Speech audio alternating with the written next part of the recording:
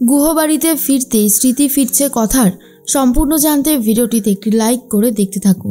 গল্পের শুরুতেই দেখা যায় কথাকে ডেকেছিল প্র্যাটি। এরপর একটা চায়ের দোকানে নিয়ে গিয়ে কথা বলবে বলে ঠিক করে। অঙ্কিত বারবার করে প্র্যাটিকে বলে, তুই যা করছিস সেটা কিন্তু ঠিক হচ্ছে না, এখনও ভেবে দেখ তুই যেটা করছিস সেটা ঠিক তো? আমার কিন্তু মনে হচ্ছে কোথাও একটা গন্ডগোল হতে পারে। প্র্যাটি বলে, দেখ আমরা ঠিক মতন কাজ করতে পারছি না, একসাথে থাকতে পারছি না, কেন? একটাই চিন্তা, বিগ ব্রোকে কিভাবে সুস্থ করে তুলব। তাই বলছি বিগ ব্রোকে সুস্থ করে তোলাটা খুব জরুরি, কারণ আমরা যদি বিগ ব্রোকে সুস্থ করতে না পারি সারাক্ষণ মনের মধ্যে এটা চলবে যে কি করে আমরা বিগ ব্রোকে সুস্থ করতে পারবো।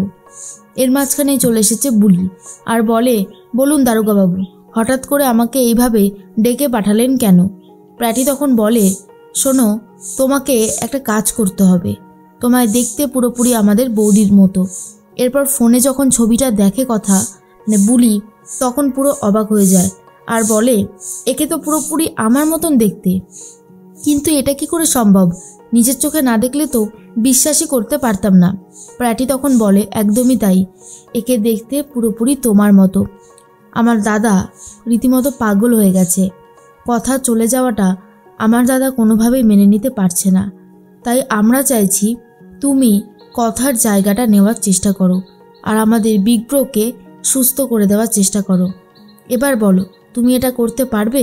কথা প্রথমে না করতে থাকে, কিন্তু অগ্নি কথা ভেবে রাজি হয়ে যায়।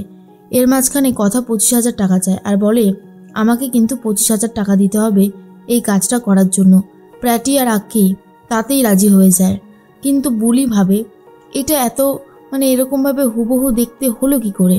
নিজের চোখকেই তো বিশ্বাস করে উঠতে পারছি না, কেমন যেন অসুবিধা হচ্ছে।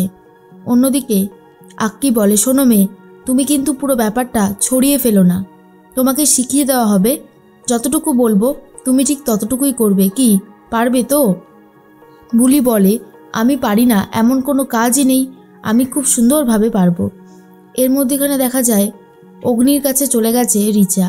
রিচা গিয়ে একটা ডিশ খাওয়াবে বলে ঠিক করেছে আর বলে, এভি এই ডিশটা খেয়ে দেখো, এটা খুব সুন্দর খেতে। অগ্নি বলে, আপনাকে বারণ করেছি না যখন তখন আমার ঘরে আসবেন না, আমার সাথে কথা বলবেন না, আমার এটা একদমই পছন্দ না। এরপর লুকিয়ে লুকিয়ে সবাই দেখতে থাকে। নীলাদ্রি তখন ছোটকাকে বলে, ছোট মামাই, এইটা মনে হয় একদমই ভালো হচ্ছে না, হিতের বিপরীত হয়ে গেলে ব্যাপারটা খুব একটা ভালো হবে না।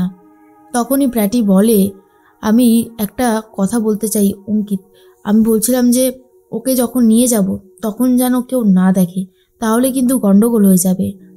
তার মাঝখানে অগ্নি তো আসছিল। অগ্নি রীতিমতো প্র্যাটিকে দেখে একটু অবাক হয়ে যায় আর বলে, কি তুই এইভাবে ঘামছিস কেন?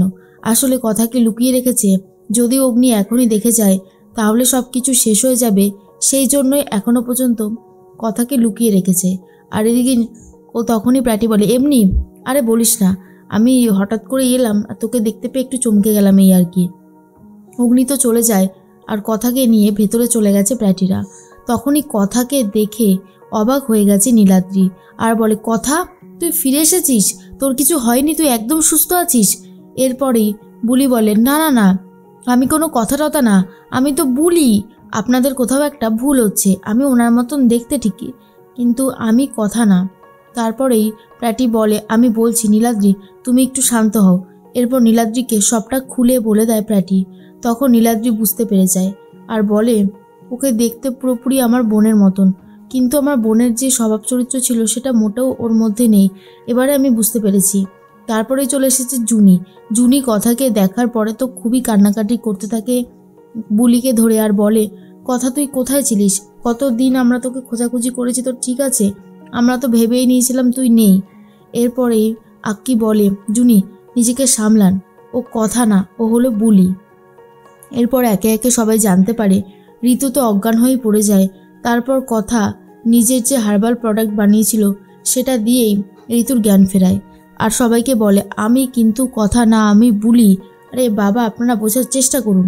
এরপরে কাকে বোঝাতে হবে তার ছবি দেখার পর কথা বলে, কোনো টাকা লাগবে না, ইনি তো ভালো সাহেব, ভালো সাহেবের জন্য আমি সব করতে পারি, উনি আমাকে যেভাবে বাঁচিয়েছে এদিকে রাজারানীকেও এনেছে। রাজারানী তখন বলে, এই বুলি, তুই যদি টাকা পয়সা না নিস তাহলে কি করে হবে? কিন্তু বুলি তখন বলে, বুলি বেঈমান নয়, বুলি জিনিস ফেরত দিতে জানে। ভালো সাহেব আমাকে যদি সেদিন না বাঁচাতো তাহলে এই বুলি যে কোথায় থাকতো তার কোনো ঠিকানা নেই। বুলি যতক্ষণ আছে ভালো সাহেবকে সুস্থ করার চেষ্টা করবে। প্র্যাটি তো এটা শুনে অনেক খুশি হয়ে যায়। আর এদিকে চারিদিকে ঘরটা ঘুরে ঘুরে দেখতে থাকে আর বলে, কেন জানি না এই ঘরটা আমার খুবই চেনা চেনা লাগছে। মনে হচ্ছে এই ঘরে যেন আমি আগেও ছিলাম। এই গুহবাড়িতে আসার পর থেকেই কিন্তু আস্তে আস্তে কথার স্মৃতি ফিরে আসছে, আর সেটা খুব ভালোভাবেই বোঝা যাচ্ছে।